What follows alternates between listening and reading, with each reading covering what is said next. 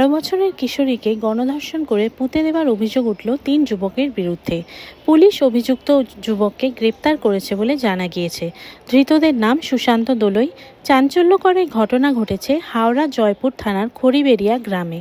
জানা গিয়েছে শনিবার রাত 8টা নাগাদ ওই নাবালিকাকে বাড়ির পাশে একটি অনুষ্ঠান থেকে বাড়ি ফিরছিল। সেই সময় তাকে মুখ চাপা দিয়ে পাশের খড়ি বনে টেনে নিয়ে যায় সুশান্ত আরও দুজন।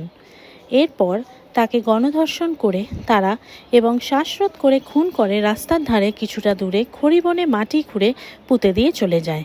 এদিকে ওই কিশোরীর পরিবার সারা রাত খোঁজাখুঁজির পর সোমবার সকালে জয়পুর থানায় নিখোঁজ ডায়েরি করে। পাশাপাশি এলাকায় খোঁজ চালাতে থাকে পরিবারের লোকজন। ইতিমধ্যে নাবালিকার পরিবারের লোকজন খবর পান যে খড়িবনে সদ্য কিছু পুঁতে রাখা আছে। এরপরেই পুলিশ খবর দেওয়া হয় এবং পুলিশ গিয়ে মাটি সরিয়ে কিশোরীর মৃতদেহ উদ্ধার করে। উল্লেখ্য, ওই নাবালিকার সঙ্গে যেতে দেখে এলাকার এক শিশু।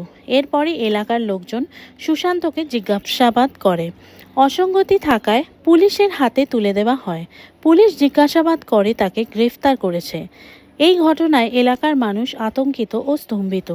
দেহ উদ্ধার করে ময়নাতদন্তের জন্য পাঠিয়েছে পুলিশ। আজ তাকে আদালতে তোলা হবে। ব্যুরো রিপোর্ট, আরজি সমাচার।